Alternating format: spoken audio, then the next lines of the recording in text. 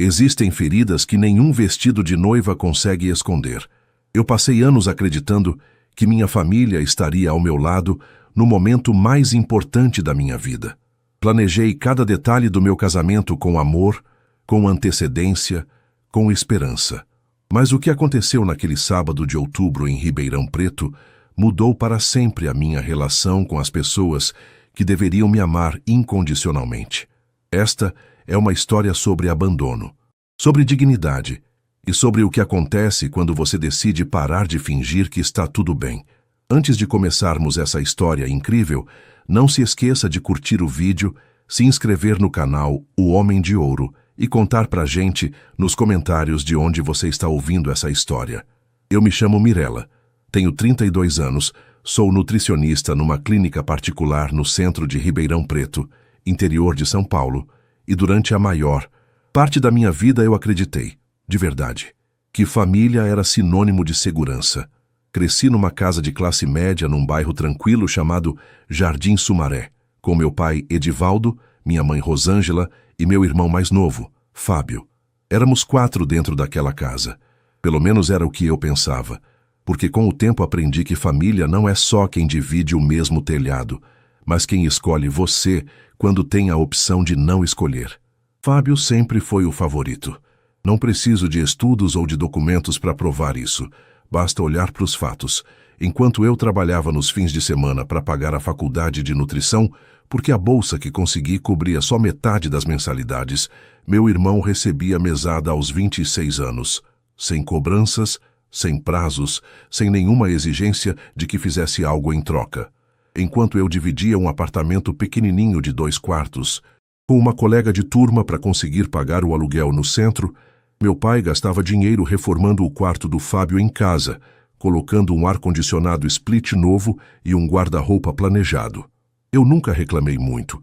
Aprendi desde cedo que reclamar não resolvia nada, que a resposta seria sempre a mesma frase que minha mãe repetia, como se fosse um mantra. Você é mais forte, Mirella. Você sempre deu conta de tudo. Eu dava conta. Sim, mas doía. Quando conheci o Túlio, em dezembro de 2019, numa confraternização de fim de ano organizada por uma empresa parceira da clínica onde eu trabalhava, senti pela primeira vez na vida que havia alguém no mundo que me enxergava por inteiro, que prestava atenção de verdade no que eu falava e no que eu deixava de falar. Ele era engenheiro civil, trabalhava numa construtora de médio porte aqui em Ribeirão. Tinha um sorriso levemente torto que eu achava encantador, e o hábito de fazer perguntas verdadeiras, aquelas que mostram que a pessoa está presente de fato, ouvindo cada palavra, não apenas esperando a sua vez de falar. Nos apaixonamos devagar, sem pressa, do jeito que eu sempre sonhei, com jantares em restaurantes movimentados do centro da cidade, com chamadas de vídeo que se estendiam por horas, quando ele precisava viajar a trabalho para uma obra em Sertãozinho. Meus pais gostaram do Túlio. Pelo menos pareciam. Minha mãe passou a chamá-lo de o engenheiro, com aquele tom de aprovação que ela guardava para pouquíssimas coisas. Meu pai apertava a mão dele com firmeza sempre que se encontravam e perguntava sobre obras e mercado imobiliário. O pedido de casamento aconteceu em julho de 2022, numa viagem curta que fizemos para Campos do Jordão. Túlio não fez nada extravagante, porque ele me conhecia o suficiente para saber que eu não gostava de espetáculo. Foi num café charmoso no centro histórico, com uma xícara de chocolate quente fumegando na minha frente, quando ele tirou do bolso da jaqueta uma pequena caixinha de veludo azul marinho e disse, com aquela voz calma que era a coisa no mundo que mais me acalmava: Mirella, eu quero passar o resto da minha vida ouvindo você reclamar do trânsito na Avenida Nações Unidas. Eu ri, tanto que quase derrubei a xícara. Disse sim antes mesmo de ele terminar a frase. Marcamos o casamento para o primeiro sábado de outubro de 2023, 15 meses à frente. Tempo mais do que suficiente para planejar com calma e sem estresse. Ou pelo menos era o que eu acreditava ingenuamente naquele momento. Os convites foram enviados com 6 meses de antecedência. Eu mesma escolhi o modelo: papel creme de gramatura alta, letras em dourado fosco, e uma frase do Carlos Drummond de Andrade na contracapa. Cada envelope foi selado à mão, com cuidado. O convite dos meus pais eu levei pessoalmente, numa tarde de domingo em que fui jantar na casa deles. Coloquei o envelope nas mãos da minha mãe. Olhei direto nos olhos dela e disse com toda a clareza que eu conseguia reunir. Mãe, esse dia vai ser o mais importante da minha vida inteira. Conto com vocês dois. Tô? Ela disse que claro. Que estava animadíssima, que precisava urgentemente arrumar uma roupa nova porque estava sem nada para usar. Meu pai balançou a cabeça com aquele sorriso satisfeito de quem aprova tudo sem se aprofundar em nada. Fui embora daquela casa com o coração cheio, convicta de que tudo estava certo. Nos meses seguintes, mergulhei de cabeça nos preparativos. Escolhi os arranjos florais com crisântemos brancos e folhagens tropicais que fariam contraste com a rusticidade do sítio onde a festa seria realizada. Contratei uma banda de músicos ao vivo que tocaria MPB e bossa nova durante o coquetel. Fechei contrato com um fotógrafo e uma equipe de 2 cinegrafistas profissionais que um casal amigo havia indicado com muito entusiasmo, dizendo que o trabalho deles era simplesmente incrível. A festa seria num sítio climatizado a 20 minutos de Ribeirão, com capacidade para 120 convidados. Cada detalhe foi pensado com carinho. Cada centavo foi contado com disciplina. Havia economizado 2 anos e meio para isso. Foi em meados de agosto, 2 meses antes do casamento, que tudo desmoronou. Soube por acaso, através de uma mensagem que apareceu num grupo de família no WhatsApp, enquanto eu pegava o celular durante o intervalo do trabalho, que meu irmão Fábio havia planejado uma viagem a Gramado para o exato mesmo fim de semana do meu casamento. A mensagem era dele, avisando minha mãe sobre um detalhe de hospedagem. Fiquei olhando para aquela tela por um tempo que não soube medir, tentando entender o que estava vendo. Mandei mensagem privada para minha mãe. Tentei ser direta, sem drama, sem acusação. Perguntei se havia algum engano, se ela ou meu pai haviam notado o conflito de datas.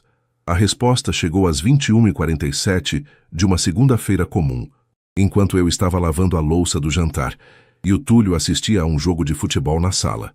Mirela, o Fábio comprou os pacotes com bastante antecedência e não tem como cancelar sem perder tudo que pagou. Vai ser muito dinheiro jogado fora. A gente vai com ele porque ele não tem namorada e ia ficar sozinho por lá. Mas a gente aparece no seu casamento antes de ir, viu?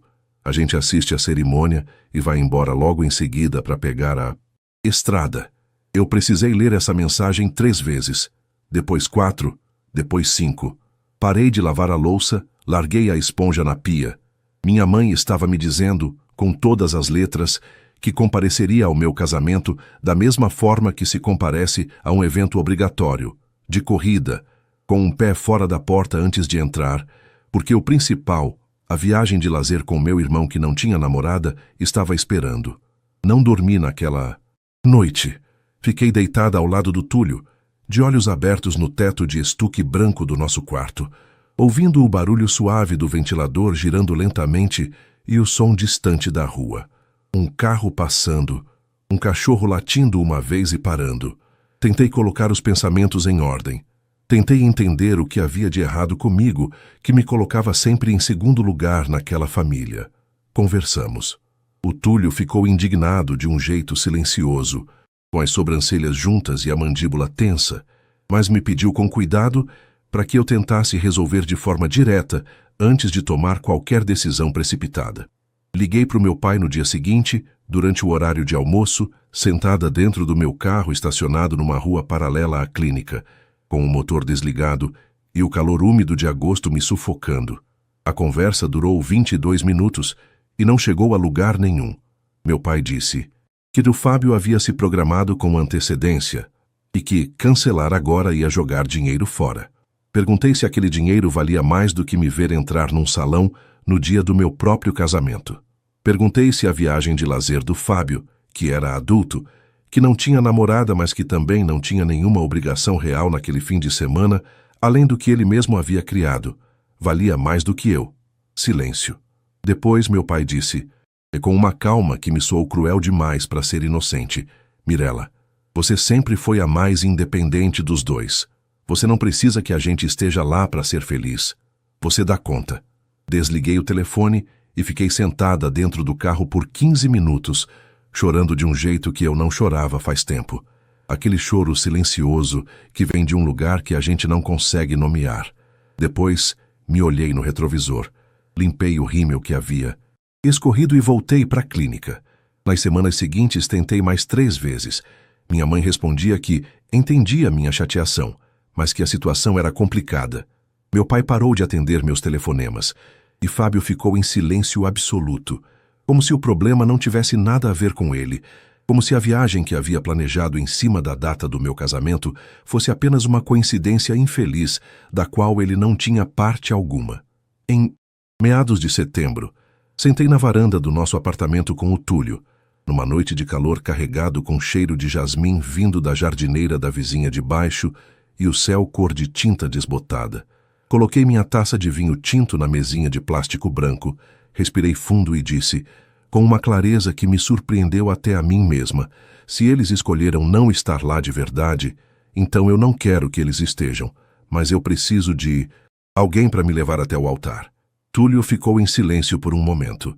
Colocou a própria taça de vinho na mesa, pegou o celular e, sem hesitar um segundo, discou para o pai dele. O Geraldo era um homem de 63 anos, aposentado da rede ferroviária estadual, que cuidava de uma horta no fundo do quintal, com a seriedade de quem cuida de coisa sagrada. Tinha as mãos calejadas, o cabelo grisalho cortado rente e o coração generoso. Quando Túlio explicou a situação pelo telefone, do outro lado da linha houve um silêncio breve. Depois o Geraldo disse, com aquela voz grossa e direta que eu havia aprendido a reconhecer como a voz da honestidade, fala para Mirella que vai ser uma honra para mim. Eu estava na sala, fingindo assistir televisão. Quando o Túlio desligou e veio até mim com aquelas palavras, fui para o banheiro chorar de um jeito completamente diferente de todos. Os choros daquelas semanas. Era o choro de quem, no meio de uma tempestade, encontra um teto inesperado. Se essa história está tocando no seu coração, você está no lugar certo. Inscreva-se no canal O Homem de Ouro, ative o sininho e venha acompanhar histórias como essa todos os dias. A manhã do casamento chegou com aquela luz de outubro que parece ter sido inventada para esse fim. Um sol dourado e levemente preguiçoso que entrava pelas venezianas do quarto do sítio, onde eu havia passado a noite anterior com minha melhor amiga, a Priscila. Ela havia viajado de Campinas na tarde de sexta-feira exclusivamente para estar comigo, dormido na mesma cama king que o sítio disponibilizava para a noiva. Me acordado às 6h30 com um café com leite quentinho e a frase, acorda, noiva, hoje você merece tudo. Me sentei na cama e olhei para o teto por um momento. O quarto era simples, e paredes brancas e uma janela dando para o jardim lateral do sítio, de onde eu conseguia ouvir o canto de passarinhos e o barulho suave de um regador automático funcionando lá fora. Chegando da direção do salão principal, o cheiro adocicado de flores cortadas. Os arranjos haviam chegado às 5 da manhã. Era o meu dia, o dia mais importante da minha vida, e meus pais estavam, naquele exato momento, se preparando para uma viagem de estrada, para Gramado com meu irmão. Engoli esse pensamento com cuidado, como se fosse um comprimido amargo. Não ia deixar que ele me consumisse. Tinha tomado minha decisão semanas atrás. Havia me preparado emocionalmente da melhor forma que consegui. E agora era a hora de viver o que havia planejado com tanto amor e tanto trabalho durante 2 anos inteiros. Priscila era um furacão cuidadosamente organizado. Tinha uma lista no celular. Cronometrava cada etapa da preparação e ainda encontrava tempo para me contar piadas ruins, enquanto eu ficava sentada na cadeira com o cabelo sendo penteado pela cabeleireira que havia chegado pontualmente às 7. A maquiagem foi feita por uma moça chamada Valéria, que trabalhou com leveza e precisão cirúrgica, e quando ela terminou e me virou de frente para o espelho grande do quarto, fiquei olhando para mim mesma por um tempo que não soube medir. Não era a Mirella do dia a dia, da clínica, do avental branco e da caneta atrás da orelha. Era uma versão de mim que eu não sabia que existia. O vestido era off-white, com renda sutil no decote e cauda média que se arrastava com dignidade. Simples, mas com uma elegância que eu havia levado meses para encontrar, visitando ateliês em Ribeirão e em Franca, antes de achar exatamente o que eu queria. Quando o vesti com a ajuda da Priscila e de Valéria, Priscila ficou com a mão na boca e os olhos brilhando. Mirelas, ela disse, com aquela voz que fica fina quando alguém está segurando o choro com toda a força que tem. Você está absurdamente linda. Foi exatamente nesse momento que o celular vibrou na cômoda. Era minha mãe. Abri a mensagem preparada para qualquer coisa, ou pelo menos tentando me preparar. O texto era curto, com aquela informalidade que, às vezes, dói mais do que um texto formal. Bom dia, filha. Estamos saindo daqui a pouco. Vamos aparecer antes da cerimônia. Tá bom assim? Tá bom assim. Olhei para Priscila. Ela havia lido por cima do meu ombro sem querer. Me olhou com os lábios comprimidos, sem dizer nada, porque não havia nada a dizer que a gente já não soubesse. Fechei a mensagem sem responder. Coloquei o celular na bolsa da Priscila e disse: guarda isso para mim. Por favor. O Geraldo chegou ao sítio às 2h15 da tarde, 45 minutos antes da cerimônia. Eu estava no quarto, esperando o sinal para começar. Ouvi o barulho de um carro na entrada de Cascalho, ouvi a voz da minha sogra, Neide, lá fora, e então ouvi a voz dele, grave e calma, do jeito que sempre era. Quando entraram no quarto para me buscar, o Geraldo parou na soleira da porta. Estava de terno cinza escuro, gravata vinho e sapato social preto que cheirava a graxa nova. Os cabelos grisalhos estavam penteados com um esmero que ele claramente não usava no dia a dia, e ele trazia nas mãos um buquê pequeno de flores silvestres que havia colhido na própria horta de casa, amarrado com um barbante simples. Flores miúdas, lavanda, umas lilás que eu não soube identificar. Era o buquê mais bonito que eu já vi na vida. Quando me viu, parou. Ficou olhando de cima a baixo com aquela expressão de quem não sabe muito bem o que fazer com tanta emoção de uma vez só. Depois, abriu aquele sorriso largo, de quem não tem nada a esconder do mundo. Minha filha, ele disse. Essa palavra, naquela boca, naquele momento, me partiu ao meio de um jeito que eu não esperava e que não me envergonha nada. Fiquei parada no meio do quarto, sem fala, com o buquê de crisântemos brancos nas mãos tremendo levemente. Ele avançou, me abraçou com cuidado calculado de quem não quer amassar o vestido, e eu senti o cheiro de sabão de coco e de terra seca que parecia ser a própria essência daquele homem. Geraldo, consegui dizer, com a voz partida em duas. Obrigada. Você não precisava... Precisava sim, ele me cortou, com simplicidade absoluta, sem drama, sem discurso. É uma honra. A equipe de fotógrafos estava em posição há algum tempo. Eu havia pedido, semanas antes, que capturassem absolutamente tudo, cada detalhe, cada troca de olhar, cada momento que normalmente passa despercebido. Eles capturaram. O momento em que o Geraldo chegou ao quarto com o buquê de flores silvestres. O momento em que ele me olhou pela primeira vez de vestido de noiva. O abraço. E depois, o momento em que ele me ofereceu o braço no corredor, com aquele gesto simples e firme, e eu coloquei minha mão no antebraço dele.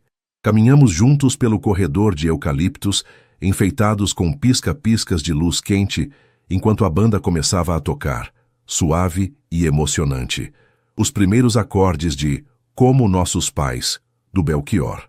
Uma escolha que eu havia feito meses antes, sem imaginar o quanto ela se tornaria pesada e bonita ao mesmo tempo naquele dia específico. Não me lembro de cada passo daquela caminhada. Me lembro do cheiro das flores dos arranjos dos dois lados do corredor, aquele cheiro adocicado e fresco de crisântemo branco que entrava pelas narinas e parecia segurar o choro. Me lembro do sol de outubro quebrando entre as folhas dos eucaliptos e me aquecendo o rosto e os ombros como uma mão gentil. Me lembro dos rostos dos convidados se virando ao longo do corredor enquanto eu avançava. Alguns com o sorriso aberto, alguns com os olhos marejados, todos presentes. E todos lá de verdade, todos tendo escolhido estar ali. Me lembro do Túlio lá na frente, esperando com as mãos entrelaçadas na frente do corpo e os olhos que não conseguiam esconder absolutamente nada, cheios de uma emoção que eu reconhecia como minha também. E me lembro do Geraldo ao meu lado, firme e tranquilo como uma parede de pedra, segurando minha mão com a pressão exata de quem quer dizer, pode ir, eu te levo até lá. A cerimônia foi linda do jeito que as coisas simples e verdadeiras são lindas. O padre falou de amor como uma escolha diária, de perdão como exercício contínuo e de família como o grupo de pessoas que escolhe aparecer quando aparece importa. Achei que ele estava falando especificamente para mim, com um microfone voltado só na minha direção. Quando Geraldo me entregou pro Túlio, no altar decorado com flores brancas e ramos de folhagem, virou pro genro e disse, num sussurro que o microfone não conseguiu pegar, mas que eu ouvi com clareza: "Cuida dela, meu filho." O Túlio respondeu sem hesitar: "Com a minha vida." Meus pais chegaram durante o final da cerimônia. Eu os vi entrarem pelos fundos do espaço quando o padre ainda estava com a palavra, deslizando pelas cadeiras laterais sem fazer muito barulho. Minha mãe estava com um vestido azul marinho e uma expressão levemente apressada de quem chegou depois do horário. Meu pai entrou logo atrás, de terno bege que não era o que havia prometido usar. Eles ficaram perto da entrada, de pé, porque não havia mais nenhuma cadeira livre disponível. Ficaram olhando por talvez 20 minutos. Quando a cerimônia terminou e os convidados se levantaram com aplausos e o Túlio me beijou com aquele beijo que durou mais do que o necessário e menos do que eu queria, vi minha mãe se aproximando entre as pessoas. Me abraçou brevemente, com aquele abraço curto e educado de quem não sabe bem o que fazer com o próprio corpo numa situação como essa. Disse: "Que lindo, Mirella. Ficou muito bonito." Meu pai apertou minha mão e assentiu com a cabeça, olhando para o espaço ao meu redor sem olhar para mim de verdade. 10 minutos depois, quando a equipe de fotógrafos estava me chamando para as fotos externas e eu me virei para procurar meus pais entre os convidados. Eles já haviam ido embora. A estrada para Gramado estava chamando mais alto do que qualquer coisa naquele sítio. A recepção continuou sem eles. E foi, mesmo assim, uma das noites mais bonitas e inteiras da minha vida. Na madrugada, já no quarto do hotel boutique que havíamos reservado na Serra Gaúcha para a lua de mel, com o Túlio dormindo ao meu lado e o silêncio pesado e limpo da noite de outubro lá fora, fiquei deitada de costas com os olhos no teto e os pensamentos organizando-se devagar, como fotografias sendo desenvolvidas numa câmara escura. Pensei no Geraldo e naquele buquê de flores silvestres amarrado com barbante. Pensei nos olhos do Túlio quando me viu entrar pelo corredor de eucaliptos. Pensei nos convidados que estavam lá, de verdade, que haviam viajado, arrumado roupa, dado um jeito, porque quiseram estar ali. E pensei, inevitavelmente, nos meus pais encostados na entrada do espaço como quem espera o ônibus e na forma silenciosa como haviam desaparecido antes do coquetel. E então pensei na equipe de fotógrafos, em tudo que eles haviam filmado, em cada detalhe que eu havia pedido que capturassem. Olhei para o celular. Eram quase 2 da manhã. O quarto cheirava a madeira de pinheiro e a ar de montanha que entrava pela fresta da janela. Abri o WhatsApp e mandei uma mensagem para o Túlio, que estava dormindo do meu lado a menos de 40 centímetros. "Vamos postar o vídeo?" De manhã, quando a luz cinzenta da serra entrou pela janela, antes de qualquer alarme, o Túlio já estava acordado, sentado na cama com o celular na mão. Me olhou quando eu abri os olhos. Disse, com aquela voz rouca de quem acabou de acordar: "Já estava pensando nisso também." Tomamos o café da manhã no silêncio confortável de quem não precisa de muitas palavras para se entender. Croissant, queijo serrano, geleia de amora e um café preto forte que chegou quente e cheiroso numa garrafa térmica. Depois, ligamos para o Renério, nosso fotógrafo. Essa história não acabou aqui. Se você chegou até esse ponto, curta o vídeo, compartilhe com alguém que precisa ouvir isso hoje. E se ainda não se inscreveu no canal O Homem de Ouro, faça isso agora. O melhor ainda está por vir. A decisão de postar não foi tomada na raiva. Preciso deixar isso claro porque para mim é importante. Não foi um ato de vingança calculada para machucar ninguém de propósito. Foi a necessidade de não fingir, de não arquivar esse dia como se tivesse sido perfeito em todos os aspectos, de não deixar que a versão pública da história, a narrativa conveniente de que o casamento foi lindo e tudo correu bem, cobrisse a realidade do que havia acontecido de verdade. O Renério, nosso fotógrafo, um rapaz calmo e talentoso que trabalhava com uma sensibilidade fora do comum para capturar momentos que a maioria das pessoas nem percebe que estão acontecendo, havia montado um vídeo com os melhores momentos da cerimônia. Quando ele nos enviou o arquivo editado, 2 dias depois do casamento, Túlio e eu assistimos sentados no sofá do quarto do hotel, lado a lado, com o notebook apoiado no colo dos dois. Foram 42 minutos que eu não saberia descrever de outro jeito, a não ser dizendo que me vi de fora pela primeira vez. Tinha tudo lá. O Geraldo chegando de terno cinza escuro, com o buquê de flores silvestres colhidas de mão na horta do quintal. O momento em que ele me viu no quarto, de vestido de noiva, e parou. O abraço cuidadoso. A caminhada pelos eucaliptos com a música tocando ao fundo. O meu rosto tentando segurar o choro e não conseguindo. O olhar do Túlio no altar quando finalmente me viu chegar. A cerimônia inteira com todos aqueles rostos presentes. De verdade, escolhendo estar ali. E então, perto do final do vídeo, uma cena que eu não sabia que havia sido filmada com aquele enquadramento específico. Minha mãe e meu pai chegando por trás do salão, de pé junto à entrada, assistindo à cerimônia por menos de 20 minutos. E depois, enquanto todo mundo estava de frente para o altar e o padre ainda falava, os dois escorregando para fora em silêncio, desaparecendo antes que a cerimônia terminasse, antes do coquetel, antes de qualquer conversa real com a filha que acabara de se casar. Olhei para o Túlio, ele olhou para mim. Não precisamos falar. Ligamos para o Renério e pedimos uma versão editada do vídeo, com texto simples de contextualização nas imagens, sem drama desnecessário, sem narração sensacionalista, sem acusação explícita, só a história, só o que havia acontecido, só a verdade com as próprias pernas. 5 dias depois do casamento, de volta ao nosso apartamento em Ribeirão Preto, com a mala ainda para desfazer no quarto, publiquei o vídeo em todas as plataformas. A legenda dizia, de forma direta, que meus pais haviam escolhido viajar com meu irmão no fim de semana do meu casamento, que eu havia pedido ao meu sogro que me levasse até o altar no lugar do meu pai, que a equipe de fotógrafos havia filmado tudo e que eu havia decidido contar a história porque me recusava a fingir que não havia acontecido. Não esperava o que viria a seguir. Nas primeiras 12 horas, o vídeo teve 73 mil visualizações. Na manhã do segundo dia, já estava em 400 mil. Quando acordei na manhã do terceiro dia, o Túlio estava me sacudindo pelo ombro com o celular na mão e os olhos arregalados. Mirela, olha, 3.200.000 visualizações, 240 mil comentários, compartilhamentos em grupos de família, em páginas de relacionamento, em perfis de influenciadores com milhões de seguidores. 2 programas de televisão haviam entrado em contato. Um podcast nacional havia pedido entrevista. As pessoas estavam furiosas.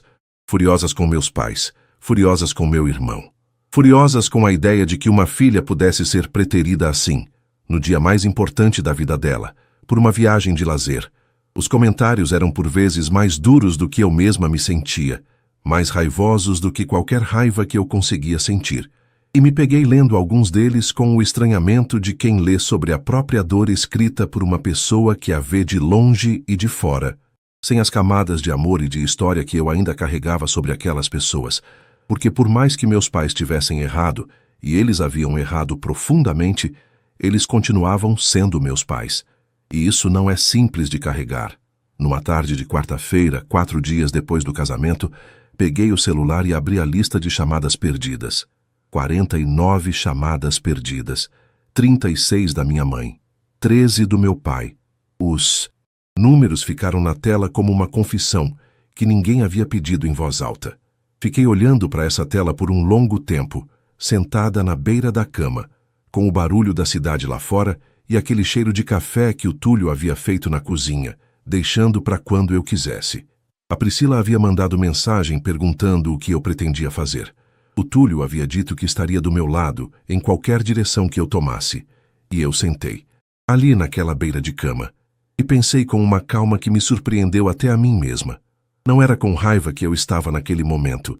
Era com uma espécie de cansaço antigo, daquele tipo que vem de anos acumulados de ser a filha que dava conta, que não precisava, que era forte o suficiente para sempre ficar em segundo plano sem reclamar.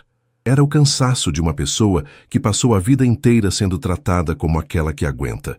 Pena-te que finalmente havia parado de fingir que estava tudo bem.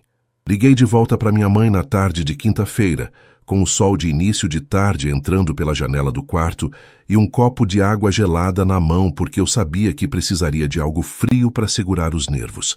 Ela atendeu no segundo toque. A voz estava tensa, diferente da voz normal dela, mais contida, como a voz de alguém que passou dias ensaiando o que ia dizer. Mas, antes que eu pudesse falar qualquer coisa, ela começou. Mirela, você não tinha o direito de fazer isso dessa forma. Todo mundo ficou sabendo. Estou com vergonha de sair na rua. Os vizinhos estão me olhando diferente. Minha prima de Barretos viu o vídeo. Deixei ela falar. Demorou um pouco mais do que eu esperava. Depois, quando ela parou, disse com cuidado e com firmeza. Mãe, eu não postei o vídeo para te envergonhar. Eu postei porque aconteceu de verdade e porque eu me recuso a fingir que não aconteceu. Vocês faltaram ao meu casamento. Não porque estavam doentes, não porque houve alguma emergência, mas porque escolheram ir a Gramado com o Fábio. Silêncio do outro lado. Mas a gente apareceu, Mirela. A gente estava lá. Ela começou, com aquela voz que tentava encontrar um argumento onde não havia nenhum que funcionasse. Vocês chegaram no final da cerimônia. Eu disse, sem gritar, sem tremer, com a voz de alguém que passou semanas chegando a esse ponto. Ficaram uns 20 minutos encostados na entrada. Foram embora antes do coquetel começar. Quem me levou até o altar foi o Geraldo, meu sogro, que não é meu pai por sangue, mas que não hesitou um segundo quando Túlio pediu. E foi a coisa mais bonita que aconteceu naquele dia inteiro. Ouvi ela engolir em seco do outro lado da linha. Ouvi o barulho do apartamento dela ao fundo, a televisão ligada num canal de notícias, aquele som familiar da infância. O Fábio ficou arrasado com tudo isso. Mirela, ele está muito mal. E aí, pela primeira vez em muito tempo, ouvi minha própria voz dizer o que havia ficado represado dentro de mim durante anos. Não é sobre o Fábio, mãe. Nunca foi sobre o Fábio. É sobre mim. É sobre a minha vida, o meu casamento, o dia mais importante que eu já vivi. E está na hora de vocês entenderem que eu existo, que o que acontece comigo importa, que eu não sou a filha que dá conta de tudo e não precisa de nada. Desliguei o telefone com cuidado. Coloquei o copo de água na mesa de cabeceira. Fiquei em silêncio por um tempo que não soube medir. Meu pai me ligou horas depois, num horário estranho para ele, quase meia-noite, quando as coisas que a luz do dia ajuda a suportar ficam mais difíceis de ignorar. Atendi. Ele ficou em silêncio por um momento logo depois do alô, como se não soubesse por onde começar depois de tanto tempo sempre sabendo. E então disse, com uma voz que eu nunca havia ouvido nele antes, mais baixa, mais devagar, sem a segurança costumeira. Eu errei, Mirela. Eu sei que errei. Não precisei responder de imediato. Deixei o silêncio existir entre nós por um tempo que não soube. A medir, era o tipo de silêncio em que as coisas não ditas da vida toda ficam flutuando, pesadas e necessárias ao mesmo tempo. Depois disse, eu sei, pai. Não resolvi tudo naquela noite. Essas coisas não se resolvem em uma conversa, em uma admissão, em um eu errei que chega tarde, mas que chega. Levei meses para conseguir processar, para sentar na mesma mesa deles num jantar, sem sentir o nó antigo se formando no estômago. Minha relação com o Fábio ficou fragilizada, de uma forma que não sei dizer se vai ou não voltar ao que era. E honestamente, não sei se o que era já era suficiente para valer a pena reconstituir. Mas o que eu sei, com a clareza de quem passou por um fogo e saiu do outro lado sem precisar de permissão para isso, é o seguinte: naquele dia de outubro, com o sol dourado de Ribeirão quebrando entre os eucaliptos do sítio e a música do Belchior tocando ao fundo, foi um homem de 63 anos com mãos calejadas de terra e um buquê de flores colhidas de quintal que me levou até o altar. E isso não foi uma substituição, foi uma revelação, uma prova de que família não é só o que se nasce, mas o que se escolhe e o que escolhe a gente de volta, sem precisar de nenhuma condição. O vídeo encerrou com quase 12 milhões de visualizações. Recebi mensagens de mulheres e homens de todo o Brasil, de Portugal, do Uruguai, da Argentina, todos carregando uma versão parecida da mesma história, todos com um peso silencioso de ser sempre o segundo, o que aguenta, o que dá conta sem reclamar e sem ser reconhecido por isso. E se tem uma coisa que aprendi com tudo isso, é que essa dor, a de ser preterida por quem deveria te escolher acima de qualquer outra coisa, é uma das dores mais comuns e mais silenciosas que existem. Raramente recebe um nome, raramente é dita em voz alta, para fora, sem vergonha e sem desculpa. Eu dei um nome ao meu, em voz alta, para 12 milhões de pessoas que estavam ouvindo, e escolhi não carregar mais sozinha. Obrigado por assistir. Um abraço do Homem de Ouro.